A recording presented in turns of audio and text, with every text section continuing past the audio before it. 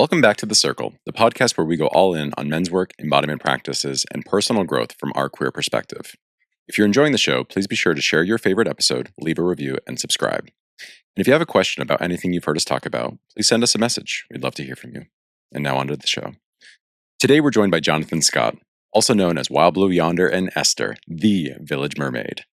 A Provincetown radical fairy, you'll find him swimming in the bay, singing to birds, making flamingo pink jam from wild beach roses, and walking his Jack Russell keto. That's keto with a Q, like the capital of Ecuador, not the diet with a K. Jonathan is also a lifelong community organizer.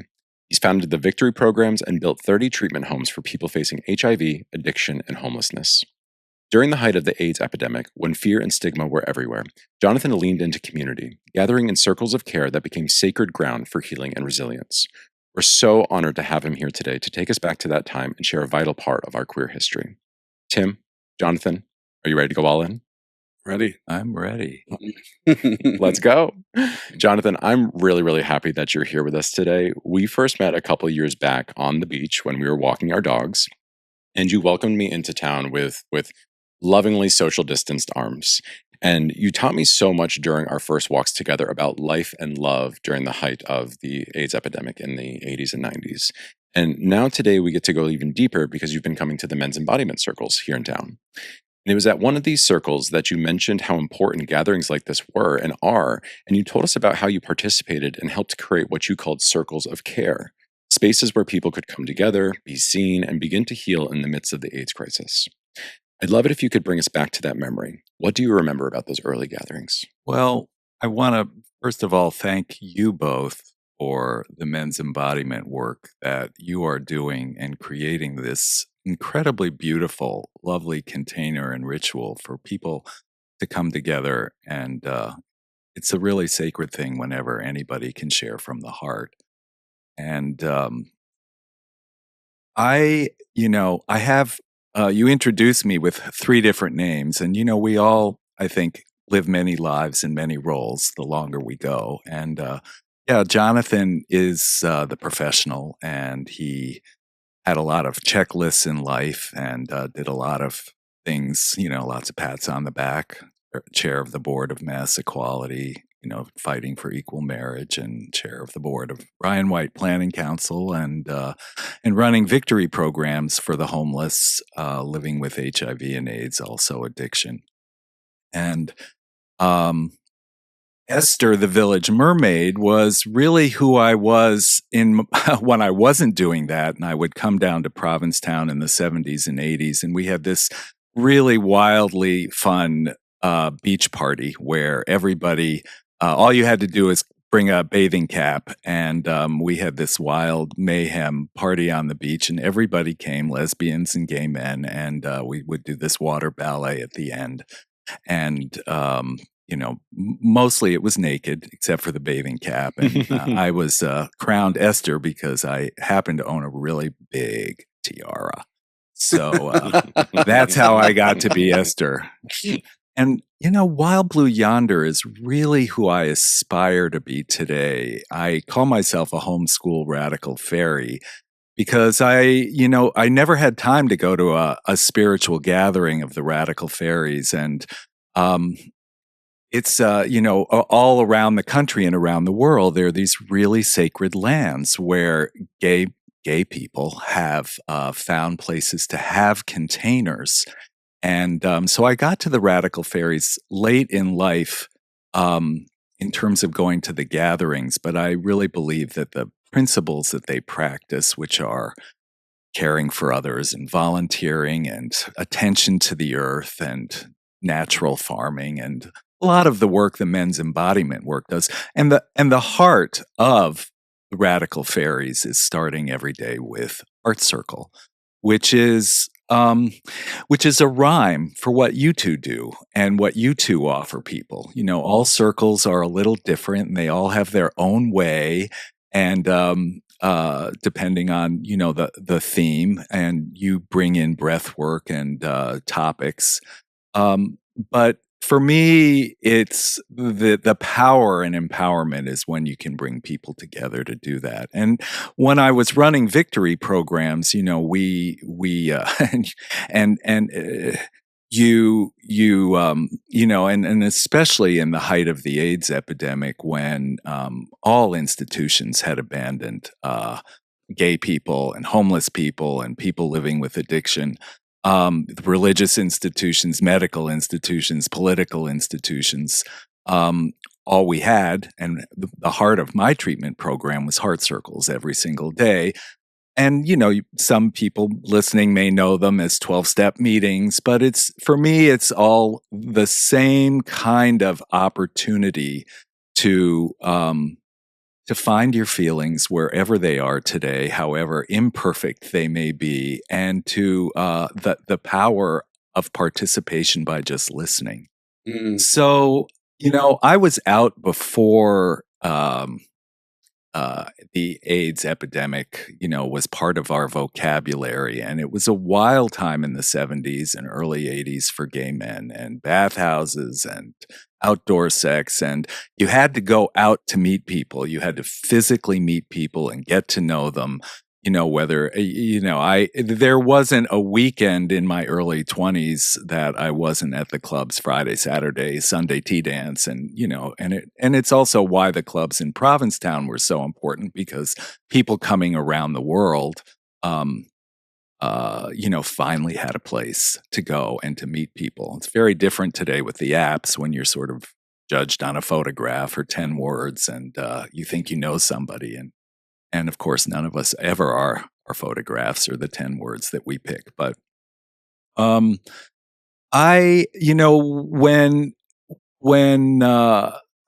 we first discovered this terrible disease that was happening to people we knew in the community and our friends. And for me in Boston, the big year was 1986.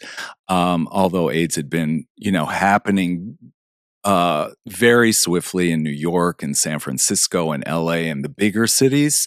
The smaller cities seem to have a little later impact. And, those of us in Boston were a little like, well, it's not affecting us yet. But boy, when it did, it did. And 1986 was, my 3 best friends died that year, and they all died very, very quickly. And, I got tested in 1987, and in what is now, I think, historically the longest procrastination in picking up test results. It took me 2 years before I went back to the Fenway Health to get my results, and they were positive. And the reason why I didn't want to pick up my results before that is because there was nothing anybody could do.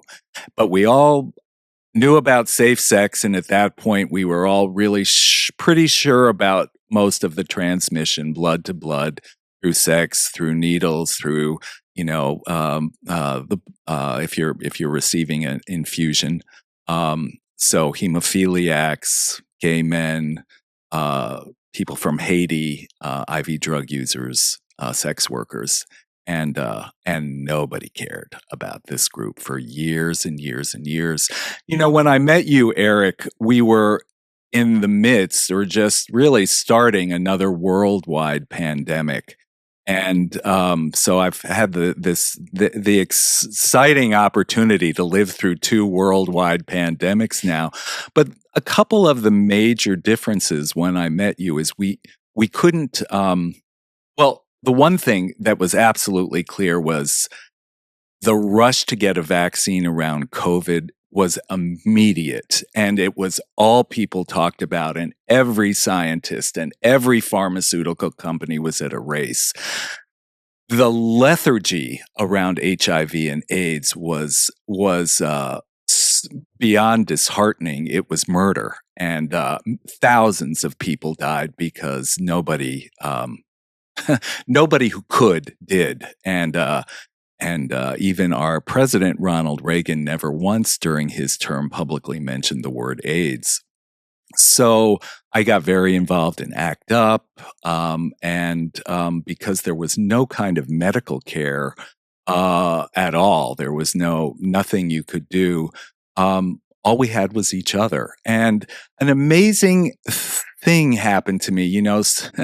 It was right after I was diagnosed, and I was a young guy in my, late 20s. And, at that time, all I really wanted was a boyfriend, or I wanted love, or I wanted all the things, the fairy tales told you about. And here I was harboring a fatal and incurable disease. And at the time it was, and we didn't know if we would be alive within 6 months. And the disease side of it was really horrible. And we had all these acronyms, like crypto was for cryptosporidium, for people that just lost weight. You would have these handsome bodybuilders that would become skeletons, really literally overnight.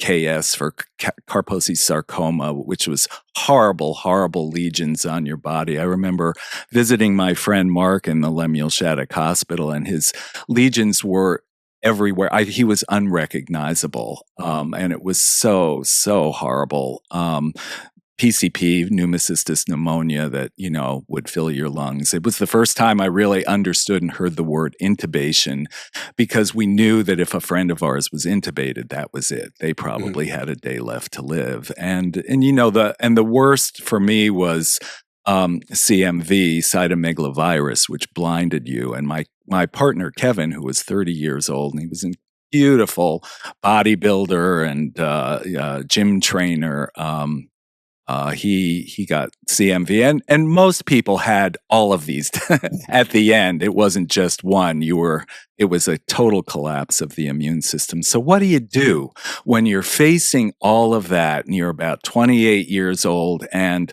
all of a sudden, every time you meet somebody, you have to disclose that you have a fatal and incurable disease. Do you want to date me? And I, at the time, I had somebody get up in the middle of a dinner date and just say to me, "I can't handle this," and leave. And things like that happened all the time. But I had gone to an event where they were honoring people who were doing work with AIDS. It was an AIDS Action Committee event in Boston, and a person getting the award was a woman named Dr. Ann Webster, and she was beautiful. She looked like Julie Christie, if you remember her, the British movie star. She had red hair, ringlets, and a beautiful smile and green eyes, and she had just wonderful, wonderful energy. New Yorker who was doing her work in Boston with Dr. Herb Benson at the Beth Israel Deaconess Hospital.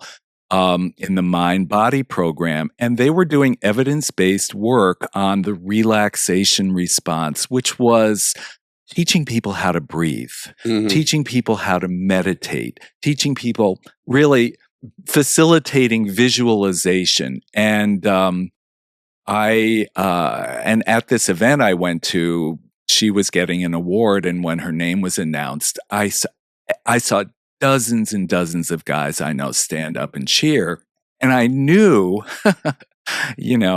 I knew I was going to take her group. And it was a 10-week program. And she was really the first person that really taught me the power of breathing. And so when I began going to the men's embodiment group, it was for me both familiar, but also something that I really wanted to integrate in my life. I wanted not just Jonathan and not just Esther, but really the person I want to be, the Wild Blue Yonder, which is my radical fairy name. You can call me Wild Blue for short. And can I jump in for a second? Yeah, okay, please. So first of all, thank you for sharing all of that, and I want to get into more of the minutia of that group that you just talked about in the breath and how it serves, because obviously that's what we love doing. But before we do that, something that I really heard you saying in so many ways was this power of togetherness. And at one point when you were telling this story and you were saying that these groups that you were working to support, and some of these groups to which you belonged, felt without help, without support, without acknowledgement. And you said all we had was each other. So I wonder if you could just speak a little bit to the power of coming together consciously. And in the context of right now, in this moment, it feels like that understanding of the power is there. And it feels like it's part of why they're trying to separate us, and like why they're pulling trans people, for example, and sort of separating us from because there is power when we're together. So I'm wondering, do you have? So you're right, Tim. I mean, I think it was all we had was each other, and I went for everything because there were no doctors that could help you, and everybody had sort of turned their back on us. So the AIDS Medicine and Miracle, conference with Marianne Williamson. Positive Directions, Northern Lights Alternatives. I mean, there were just so many groups that I did, and the heart of all these groups was heart circle work, which is what both of you and the container you're creating with your men's embodiment group is very, very much the same. And it was what I was attracted to, and it was very, very much a part of my personal life. Even though I was also doing that work and my staff was doing that kind of work in our treatment programs as well. It wasn't until I went to my first gathering, a spiritual gathering of radical fairies. It was Beltane. It was May 1st. And again, I came very, very late to going to a radical fairy sanctuary, but in the heart circle, I really discovered, and it was Harry Hay, as controversial as he could be. He was the founder of the Radical Fairies and the Mattachine Society before that, and had spent decades and decades living with Native Americans, and he brought the ritual of heart circle to gay men. He brought the ritual of creating magic spaces for each other where we could be whoever we wanted to be.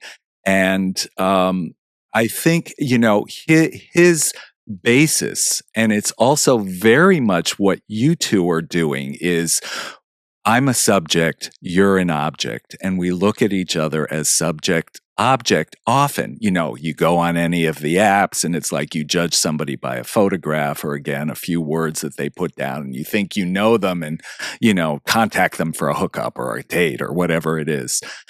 Harry was like, no. We should never model our relationships after heterosexuals, but they must always be ethical. And I love that word because ethical is really, what does that mean to you? And but the other thing, I think that I really found, which is the heart of the Radical Fairies, is to move from subject object to subject. How do you get to stop looking at somebody just in the most superficial way? And the big I word is intimacy. And intimacy is what happens in a heart circle. Mm. So you've both integrated this beautiful technique of breathing and sharing through whatever the discussion topic or the word is, but you've also created this magic container where people can be, for this one moment in time, free and safe to say whatever is in their heart without judgment and without or instruction. Nobody's saying, well, do this, do that, and I think really all of the heart circles that I am in are very much like that it's as important to be a listener and as you're a participant as it is when it's your opportunity to speak.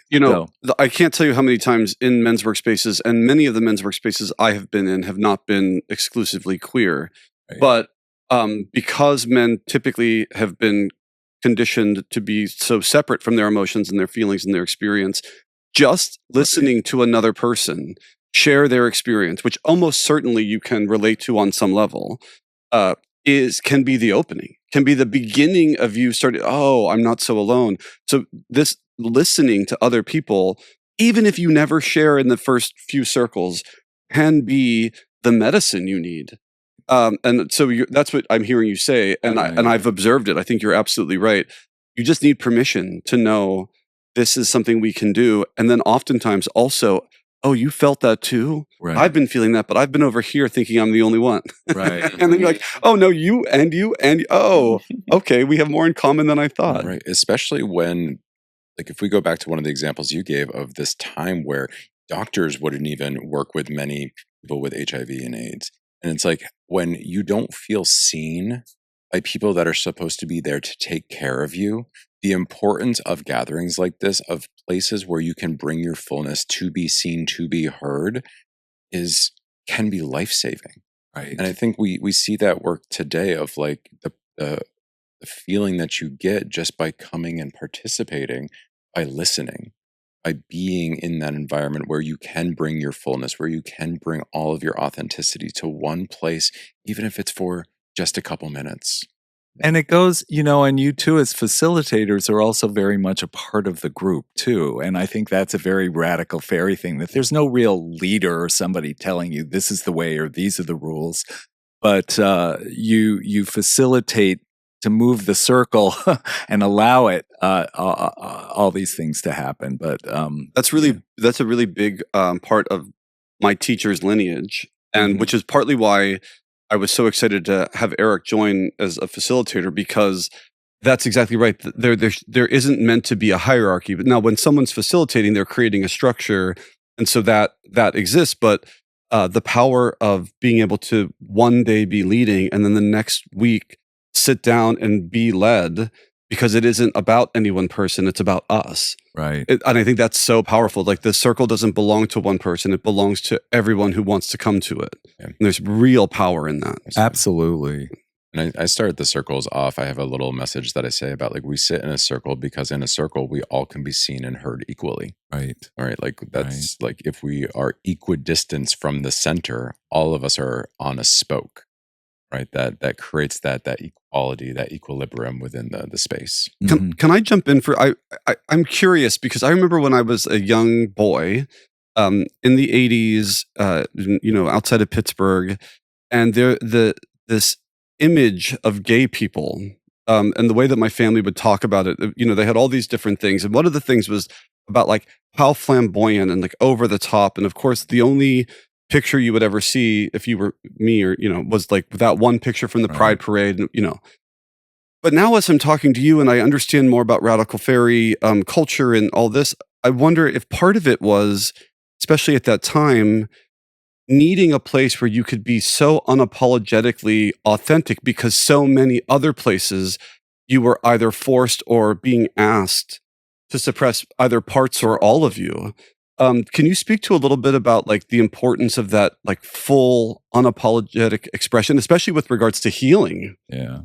I mean, when I went to the first radical fairy spiritual gathering, and again, it was Beltane, so there were a lot of people there.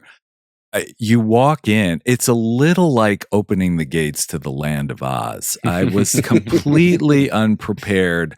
And there were probably half a dozen people at the entrance gate. They were just, dressed like they had just stepped out of Cirque du Soleil. I mean, they were wearing whatever they wanted, and I could look in the distance and see people wearing nothing. And every single one of them, as we entered, just said, "Welcome home." And it was really, it was like, okay. And it was, I think, again, when you strip away all of the roles, that all of the people inside you, you shed all of these lives, you go, and at the fairy sanctuaries, many people create a new name, or nobody really cared about what I did professionally, but people really cared about how I was feeling and how I was coping. And again, every day begins with a heart circle, and that's how you got to know people. A couple of years ago, there's sort of this offshoot of workshop that radical fairies have been doing since Harry Hay for 40 years, called Sex Magic. And it, for gay men, that's like, wow, this sounds like fun. And so I did a Sex Magic workshop in Spain with 15. We went to the woods for 10 days with 15 gay men from all around the world, Germany, Holland, Sri Lanka, Israel, United Kingdom. I was the only person actually there from the US. And every day began with heart circles. And I realized then I was making all these judgments about people in the group, or assumptions about who they were and what they felt. And by day 3, and these sort of this kind of sharing and talking, I realized I don't know anything about anybody. And Jonathan, shut up. Just listen, let other people be, and maybe you'll really learn something. And so by the end of the workshop, I like to say that there was a lot of magic for me, but there was no sex at all. But when I held hands at the very end with these 15 people, it was, for me, like the best sex I've ever had, because it was the most intimate I had ever been with a group of people about being a gay man. And all the struggles we've had in coming out, and and my story was repeated in a rhyme form with everybody in the room. We all feel often very much the same way, although our roots getting there comes from different places. I love that story so much, because there is such an intimacy when we stop trying to figure out who a person is, right, and we get curious about how they're doing. And by sharing stories of our coming out, of our vulnerabilities, of our vulnerable moments, even in the present moment, of like how we are or how we were in that, we really get to see people. We really get to experience them. And it's moving beyond the who are you, what do you do, to how are you. Right. And I find with your group too, I mean, P-Town's a small town and I live here full time, and I might not, know everybody, but I certainly see people all the time. And there are a number of people that have come in and out of your group that I have seen, talked to, said hi to, or maybe not. And how powerful that's been to just say, wow, they are, there's a lot, if I open up my heart, I can really get to know somebody. And it's been really, really beautiful to get to know other people in this town in a very different way, than I don't go to the clubs anymore. But, it's really been a beautiful way, as well as also learning and reminding myself, when all else fails, and all else fails a lot, the power we have in our own breath.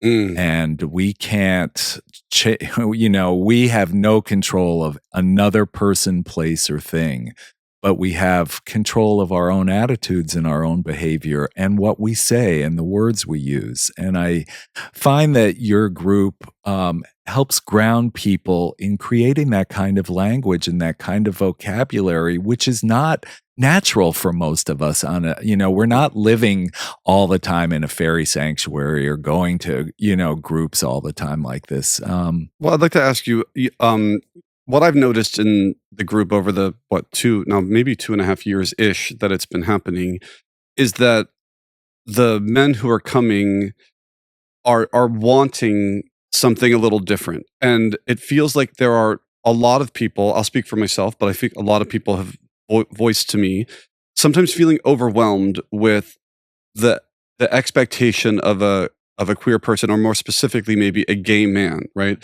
And that the places we're meant to go, we have tea dances and dance parties and clubs, and can you speak a little bit about how these circles can help create a necessary balance? Because it isn't really about getting rid of anything, but it's about having the opportunity for many things, it seems to me. How do you feel about that? Well, I think you're totally accurate. And I think,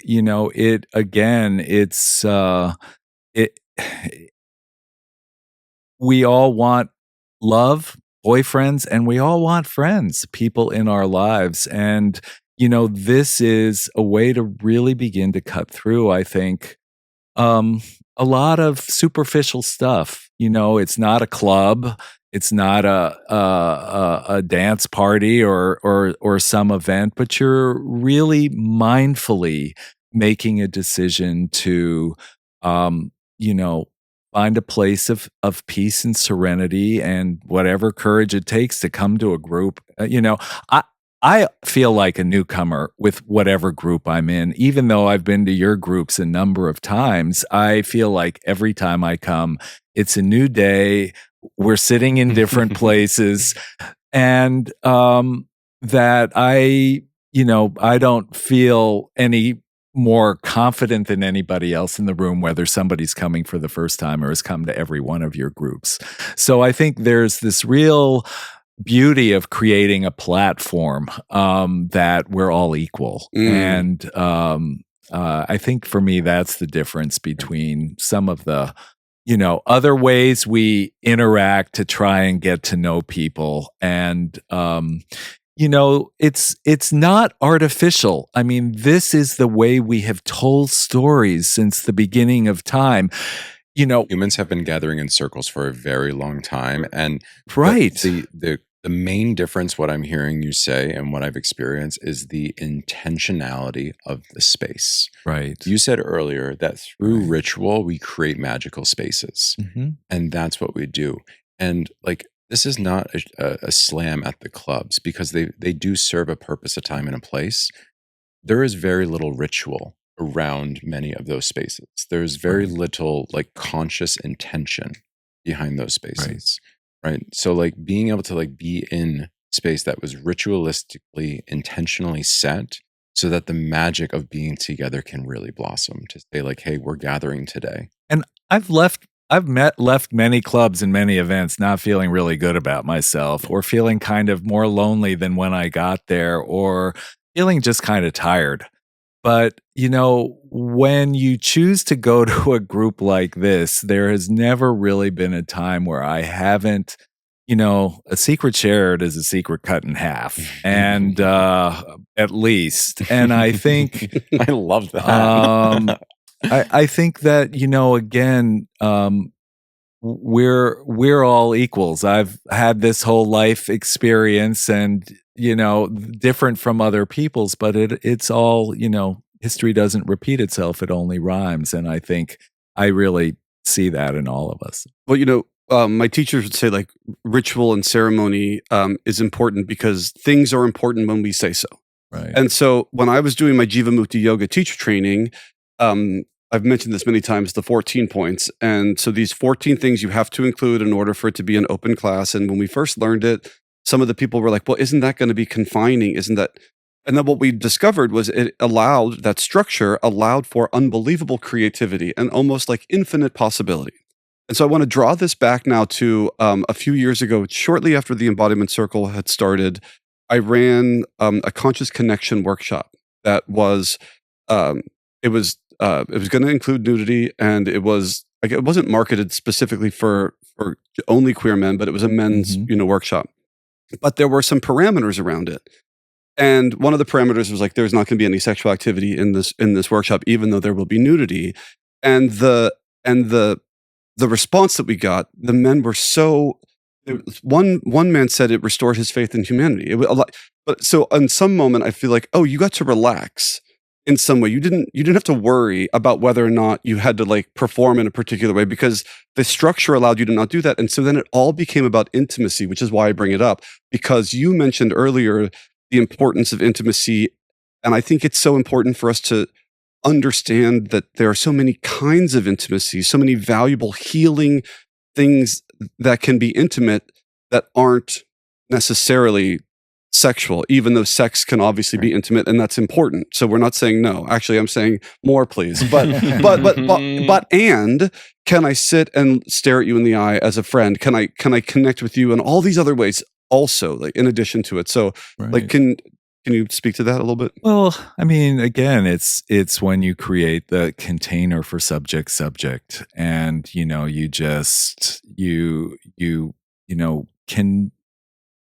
develop, it's a quantum leap in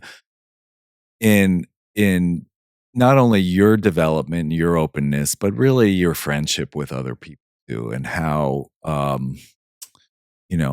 think how you the way that you engage. The way that you engage, right. When we move from subject to object, if I'm just looking at you as an object of which something I can get something from you, whether that is a favor or sex or money or job, whatever it might be, and I start looking at you as a human being and as a subject, right? Like that engagement automatically shifts. And when we create these magical containers in which we can bring people into that manner of engagement, that's where the intimacy starts to happen. And I would like to bring in a lot of compassion because, and I know that it's there, this idea of, if I look at someone as an object, well, I might be doing that because I've grown up being modeled that. People have been looking at me as an object. Mm-hmm. And it really becomes this sort of reframe of how we think about the world we live in and the people and our connections. So for the people who might be in subject-object manner of engagement, it may not be because they're some diabolical person stroking their fluffy cat. They're like, oh, you may not have known that this is even possible, right? And so one of the reasons this podcast exists and why we do the circle is to help people, there are other ways of engaging. And so just a lot of compassion there because, when I think about the work I'm doing now and some of the stuff that's been in my life now and my, growing up in Pittsburgh in the 80s and 90s, everything I'm doing now, my family would have thought was the weirdest, craziest stuff. I needed people to introduce me. I mean, I'm an acupuncturist, and in Pittsburgh, that would have sounded like lunacy. You're going to put needles in you, and I needed people that I trusted. So it was a long process. So for people, it's like it isn't going to be a light switch where suddenly everything changes. But come try, give things a shot, talk to people, hear their experience, because people are getting benefit from it. People are finding ease, finding depth, finding connection, and how unbelievably valuable that is. I mean, I'm thinking about, I remember meeting you at the brewery. Right. And I don't know, that was a year and a half ago, maybe. And how much I value the depth that we've been able to create over that period of time, much in the last few months, but that is really valuable to me.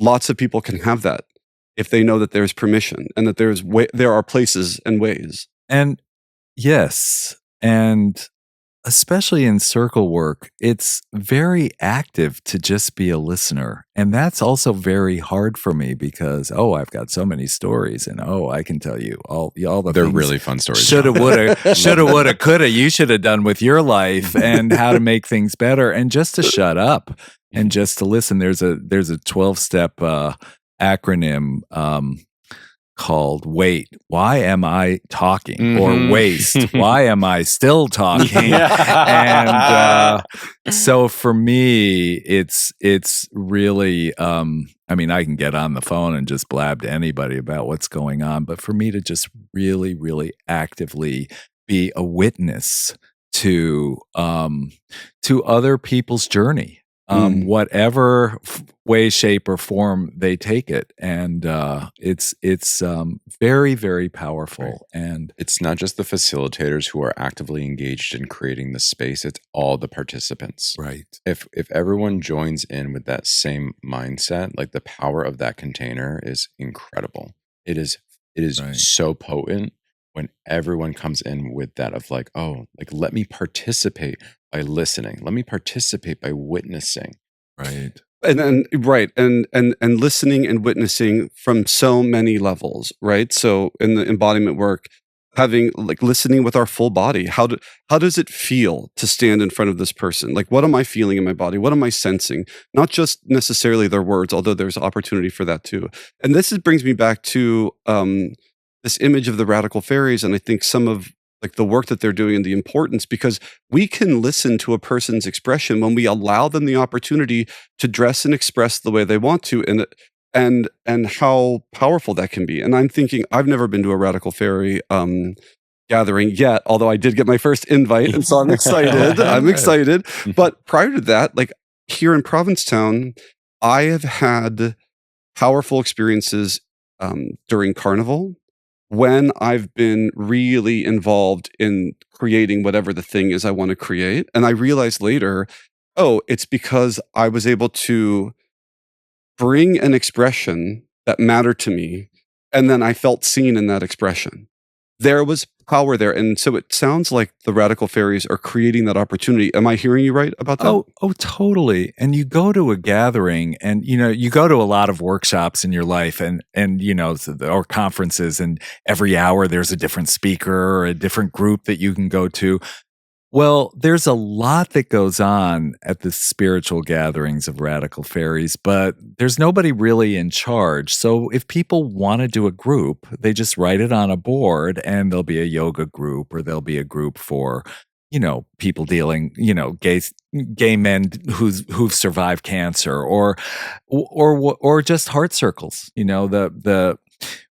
When you finish a sex magic workshop, and it's really the most beautiful, beautiful gay term, and I love it. But when you finish it, you become, and it's a phrase that Harry Hay coined, you become part of a circle of loving companions.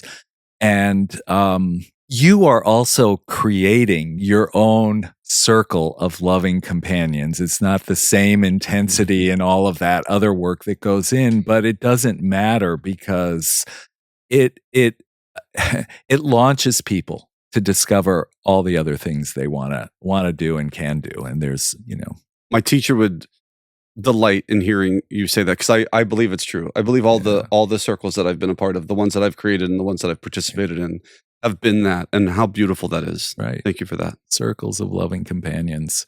And it's to me, a really beautiful way of just describing gay relationships. And what Harry Hay said was, we should not model our relationships after heterosexuals. We should create our own language and just keep them ethical. So this is why I'm so glad you brought that up, because I have been honored by my teacher to run my first MWI program in the Embodied Masculine method, and I'm going to do it for queer men. And some people have asked about why, and I do believe that there are aspects of our experience that are different, and not that they can't be shared or understood, but there is power in the possibility of relating in a way that is more truly authentic. And I feel like that's what I'm hearing. So it isn't necessarily about separate, but it's about the foundation and possibility for our fullest authenticity. And also a beautiful word, because I was a philosophy major in my undergraduate work, and really every philosopher is really about how to become the most authentic person you can be. And I think that is the journey. That is really the journey. And I'm just really grateful to live in a town that isn't just a resort town, but, it has this real depth to it too. And it can be superficial, but I think there are plenty of ways that we can create, and you have created, and others are creating, these really, really beautiful ritual spaces for people to come together. And, we went to this beautiful moonlight Beltane on the beach bonfire last night, and probably, 30 people were there, and people dressed however they wanted to dress and put on hats or whatever they want. And it was, really, really magical. And we created a magic space, and a sort of bonfire facilitator, led us in a way of really just thinking about where we were and why we're together. And even, it can be done in really beautiful ways as well. And we live in an environment that, everything is moving here. The wind moves, the leaves move, the birds move. People are up and down the street on bicycles. The land is literally moving. The land is always moving, and it's so stimulating, and it's so exciting. People often ask me, aren't you how can you live there off season? I'm like, this is baby. I am never bored, and I'm never lonely, though I'm often alone. And I'm often doing the same kind of things I do every day, walk my dog and go swimming and ride my bike and call people. But I find that just to be a part of this land is really special. The fairy sanctuaries are very special land places too. They have been created through blood, sweat, and tears. And, I don't even know how how you can do that, how we've been able to do that. But I want to have a little bit of a appreciation. Last night at this Beltane bonfire, which was really beautiful, I was reminded of the variety of people that exist in our community here in Provincetown and like some of their traditions, so Tangle calls in the 4 directions differently than I do and my teacher does, but it was powerful and magical. And so how wonderful that was. But also the creation of a lineage. And, we started this conversation by talking about the HIV/AIDS epidemic. And we think about all of the people that we lost, all of the people that would now be in the place of wisdom keeper, storyteller, mentor, all of that. And so we are in a moment now where we get to start to rebuild and recreate that.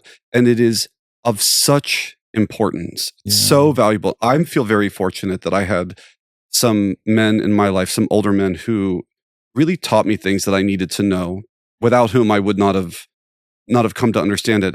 And as we build the circle, as we build this community, as we build the podcast, that the intention is to have this as a resource because we need it. And we need to recognize some of the things that we have today, like PrEP, for example, came because of so much hard work and sacrifice and loss and death. And we need to honor that in the same way that we honored the first people in the Beltane bonfire. And then we need to build that and value it, cherish it, and bring it. So thank you so much for coming with your stories, because this is part of that process as far as I can see. And that's how it feels to me. Well, thank you, Tim. I mean, there was a beautiful poet, Paul Manette, who died of AIDS. And he once said that losing all the lovers and friends and people to AIDS was like tossing handfuls of diamonds into the wild surf. And I feel like what you all are doing is sort of finding those diamonds again. I am very aware that I am now twice as old as so many people I loved, and how I've gotten to travel around the world and did my professional thing and even adopted a kid, and how I've, had these beautiful bonfires and made friends and had lovers and made mistakes and really gotten to live, and how gypped all these people were on that, except what they left behind is, everything in my heart. It's indelible as a fingerprint. And I think, what you're doing is exactly, what they would want. Really, it's really, their death is not in vain because of the work that, you continue to do and to bring people together. And, we don't have to wait for a COVID crisis or an AIDS crisis to, be in a circle and hold hands or learn how to relax and breathe. And I think, this is our watch. We deal with planet Earth experiences, whatever happens on our watch. And I had some pretty crappy things, just unbelievably, tumultuous and heartbreaking. And I built victory programs from that. And it's, still going today, and thousands of people go through it. And, it's their journey. I just did the bricks and mortar, but people come. If you build it, they will come. And what you're doing is building it. And people are coming because there's hunger, or I really believe a hunger for the kind of intimacy, the kind of caring, and the kind of ways of just learning how to cope and not having to do it alone. Well, it's the mission, it's my mission, and I think our shared mission and the mission of this podcast to continue to sharpen what we bring to be able to expand it so that as many people that want it and can benefit from it have it available to them. And so there's this very particular way, because you've been teaching us so beautifully today, a very particular way in the yoga tradition that I am been taught to honor teachers, and that is, thank you for teaching me. Please stay in my life. So let it be on the record now, if you are open to continuing to help us understand and share this with the world, it would be a huge honor. And we'll have a lot of fun doing it, because if you don't have a sense of humor, you got to do all this with a little sense of humor. That's absolutely right. That's absolutely right. So this was a beautiful episode, conversation, experience today. To be able to sit and hear these tales, to be able to explore this topic, to take a moment from Tango last night, bloom, baby, bloom. Yeah, right? Baby bloom, baby right? bloom. Like truly sitting here and witnessing authenticity and being in a circle of men, of loving companions. Right. That's what we are today, and that's what we'll continue to be. And we're going to keep finding those diamonds. Yeah. And we're going to keep polishing them up so that they can shine bright for years and generations to come. Yeah, we like things that sparkle. Hell yes, we do. We're all little magpies at heart. Thank you. I'm feeling very complete. How are you, Tim? Thank you. I feel complete. And Jonathan? Well, I feel complete. Thank you. Tim, will you take us out, please? I will. So let's close our eyes and take an inhale through the nose and a soft exhale through the mouth. And it is with the deepest appreciation and gratitude for any insights, awarenesses, understandings that we may have gained in today's sacred circle that we now release the archetypes and the spirits. And it is with these words that our container is open but not broken. Aho. Aho.